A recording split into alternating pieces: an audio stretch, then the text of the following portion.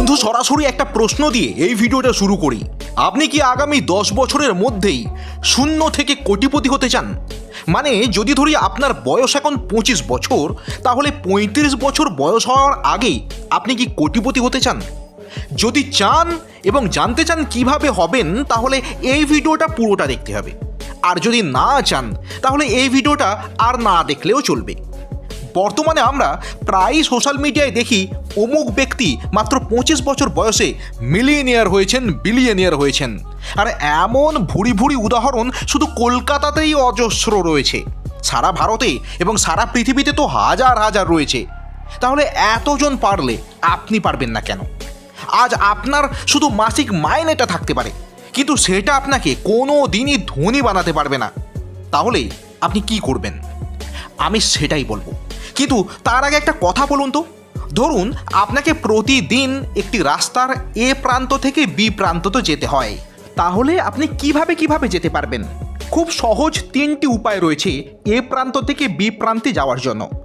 এক, আপনি হেঁটে যেতে পারবেন, যেটা 90% লোকেরা প্রত্যেক দিন করতে চাইবে।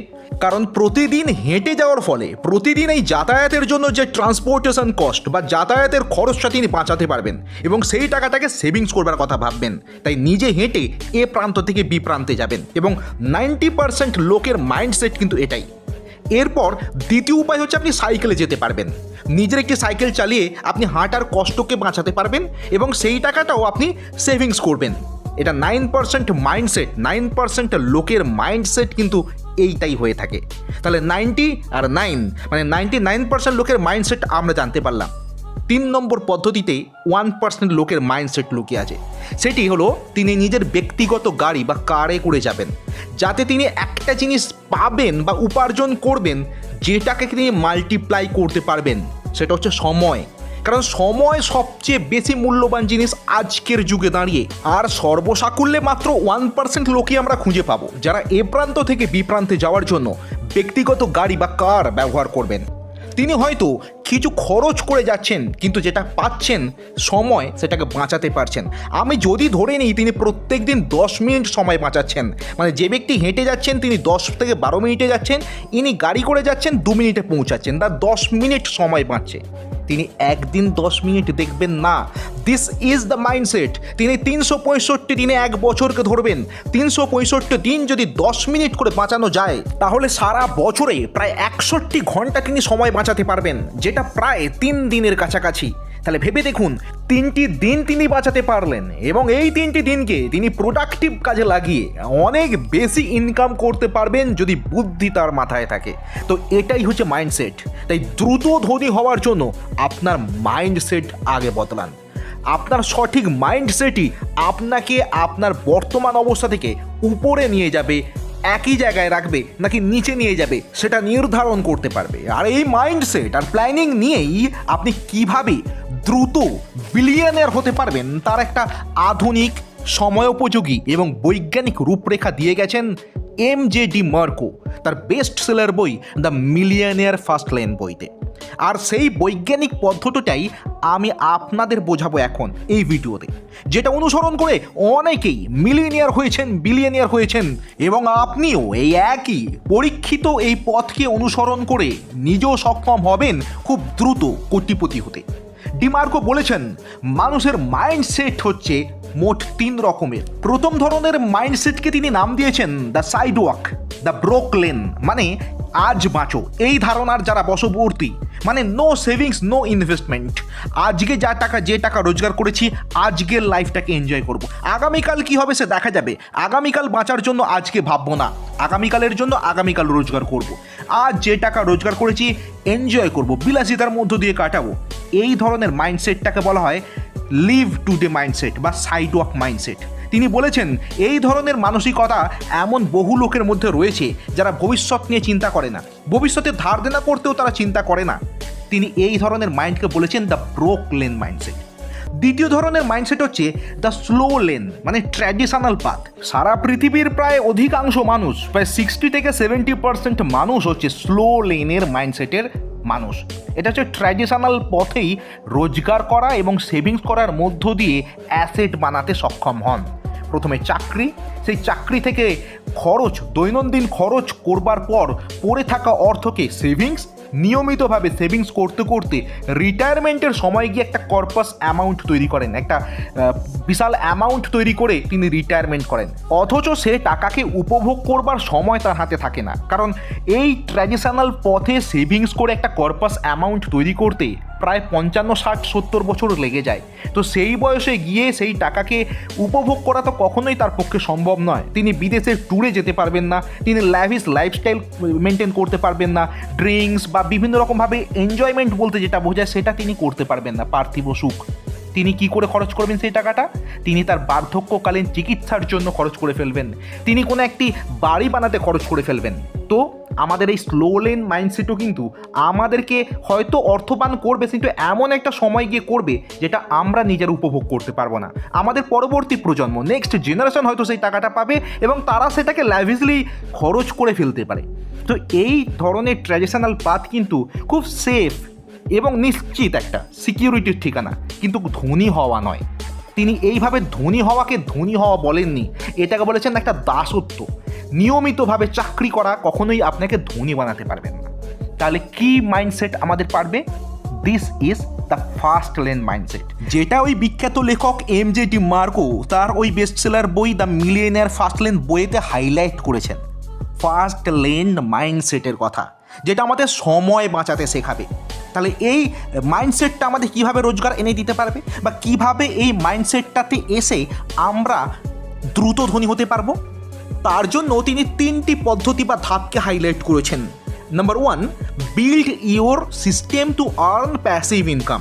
সবথেকে গুরুত্বপূর্ণ ধাপ কিন্তু এটাই। তিনি বলছেন এই ফার্স্ট লেনে দাঁড়িয়ে যদি আপনি ধনী হতে চান সময় বাঁচিয়ে, তাহলে আপনাকে প্রথমে এমন একটা সিস্টেম তৈরি করতে হবে যে সিস্টেম আপনাকে প্যাসিভ ইনকাম এনে দেবে। কি কি পদ্ধতি রয়েছে বর্তমান যুগের সাপেক্ষে যদি দেখা যায়, আপনি অনেক কিছু করতে পারেন। কিছু একটা করে আজকে আপনি যদি রেখে দেন এবং নিয়মিতভাবে সেইটাকে জাস্ট একটা চর্চা রাখেন, আপনাকে প্যাসিভ ইনকাম এনে দেবে। যেমন ধরুন, আপনি যদি ওয়েবসাইট বা ব্লগ লিখতে থাকেন, খুব সহজ কিন্তু প্রথম দিকে কঠিন লাগতে পারে।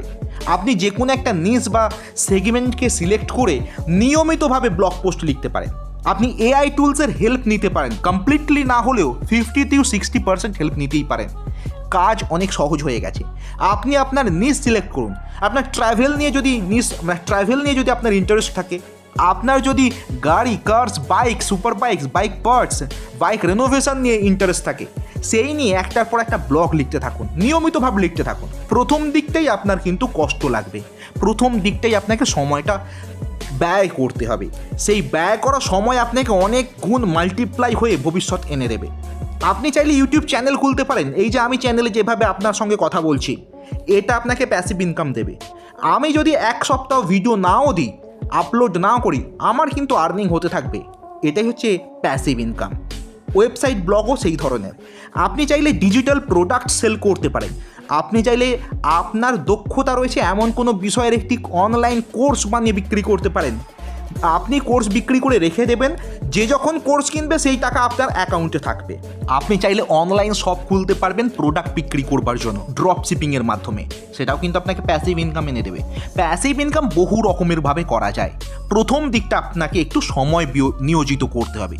প্রথম দিকটাকে আপনাকে সেট আপ রেডি করতে হবে, তারপর সেই সেট আপ আপনাকে রিটার্ন দিতে থাকবে। আপনি অ্যাক্টিভ টাইম সেদিকে না দিলেও প্যাসিভ টাইম থেকে আপনার ইনকাম অ্যাক্টিভের থেকে বেশি হয়ে যেতে পারে। এবার বর্তমান যুগের সাপেক্ষে কোন কোন ধরনের প্যাসিভ ইনকাম সেগমেন্ট আছে, এটা আপনি নিজে একটু রিসার্চ করে আপনার দক্ষতা বা ইন্টারেস্ট কোন দিকে রয়েছে সেটাকে রেখে বা সেইটার ওপর বিশ্বাস রেখে শুরু করে দিন 1 বা 2টি প্যাসিভ ইনকামের সোর্স। এটা কিন্তু প্রথম ধরনের ইনকাম। দ্বিতীয় হচ্ছে, আপনি কম সময় দিয়ে বেশি টাকা আর্নিং করতে পারবেন এমন কোনো বিজনেস শুরু করুন, ফ্রিল্যান্সিং শুরু করুন, যেখানে অনেক টাকা ইনকাম করতে পারবেন। বিজনেস শুরু করুন। জিরো ইনভেস্টমেন্টও বিজনেস আছে, রিয়েল এস্টেটের বিজনেস, যেখানে প্রত্যেক মাসে লাখ টাকা, কোটি টাকাও ইনকাম করা পসিবল 0 টাকা ইনভেস্ট করে। আর কিছু টাকা ইনভেস্টমেন্ট করে যদি ব্যবসার কথা ভাবেন, এরকম তো অজস্র ব্যবসা রয়েছে। আর আমাদের ইউটিউব চ্যানেল তো ব্যবসাকে নিয়েই আমরা বিভিন্ন আইডিয়া দিয়ে থাকি। একটার পর একটা ধারণা আপনি নিয়ে আপনার জন্য কোনটা আদর্শ হতে পারে নিয়ে শুরু করে দিতে পারেন। ক্লদিংয়ের ওপর শুরু করতে পারেন, ফ্রোজেন ফুডের ওপর করতে পারেন, এগুলো ফিউচার ভীষণ ভীষণ হাই রয়েছে। তো এই রকমভাবে আপনি অ্যাক্টিভ ইনকাম করুন, কম সময়ে বেশি টাকা ইনকাম করা যাবে এমন একটি সেগমেন্টকে চুজ করে। আর 3 নম্বর ধাপ হচ্ছে মেক মানি ফ্রম মানি, মানে টাকা দিয়ে টাকা ইনকাম করা, মাছের তেলে মাছ ভাজার মতো। সেক্ষেত্রে কী করবেন, আপনি যত টাকায় রোজগার করুন না কেন তার একটা পার্সেন্টেজ টাকা আপনাকে ইনভেস্টমেন্ট করতে হবে। ইনভেস্টমেন্ট আপনি কোথায় করতে পারেন? ভালো কোম্পানির শেয়ারে করতে পারেন, আপনি গোল্ডে করতে পারেন। রিসেন্টলি গোল্ডের প্রাইস ভীষণ ভীষণ হাই হয়ে গেছে, তাই এই সময়টাকে একটু অপেক্ষা করে করাটা বেটার হবে, বুদ্ধিমানের মতো হবে। শুধু গোল্ড নয়, যে কোনো মেটাল সেগমেন্টে আপনি ইনভেস্ট করতে পারেন। আপনি সবথেকে বেস্ট হয় রিয়েল এস্টেটে, ল্যান্ডে যদি ইনভেস্ট করে রাখতে পারেন। আপনি টায়ার 3 সিটিতে আপনি যদি ল্যান্ড বাই করে রেখে দেন এবং অপেক্ষা করেন 10 বছরের জন্য, আপনাকে সেখান থেকে ভালো রিটার্ন এনে দেবে, এটুকু নিশ্চিত। এটাতেও কিন্তু কোনো হেডেক রইল না।